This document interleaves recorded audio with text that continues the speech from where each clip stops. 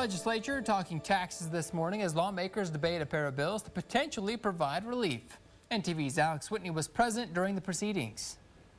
It was the top priority of the governor, and the legislature is wasting no time jumping into the conversation around tax relief as two different bills on Social Security and property tax exemptions hit the floor for debate.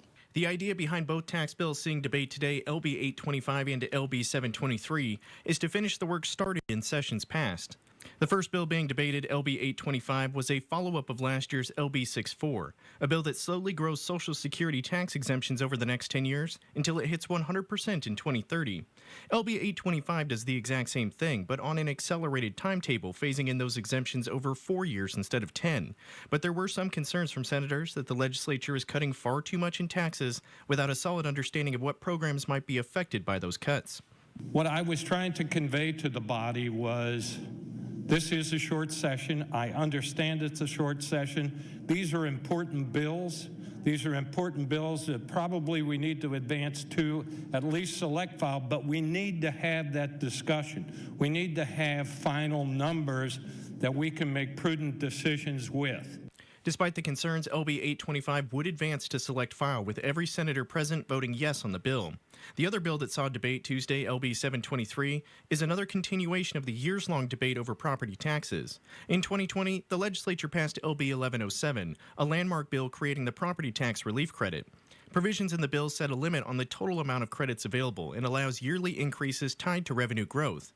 But language in the bill sets a hard limit on the growth in 2024 to $325 million, a limit that has already been surpassed due to a large influx of federal dollars. We have in statute what will amount to essentially a $200 million property tax increase in year 2024 on everyday Nebraskans and each year going forward.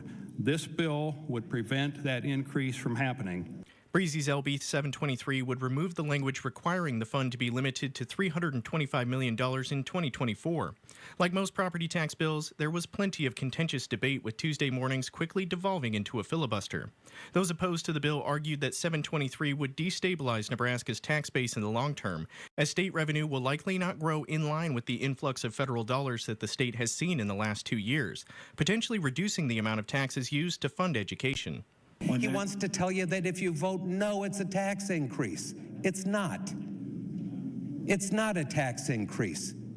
It's a bubble in the fund for reasons that I've explained. This is not a tax increase, and it's not the deal he struck in 1107. And I got a problem with that.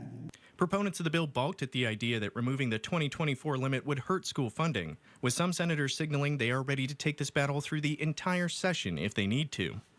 It's ridiculous, and based on the concept that any money we spend in our budget that doesn't go directly to public K-12 education takes money away from public K-12 education. Silly, right? Here's my warning.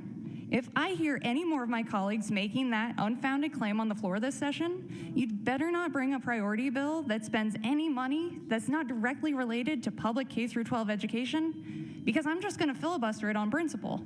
Senators would reach no conclusion on LB 723 before adjourning their session for the day. Reporting from Lincoln, I'm Alex Whitney.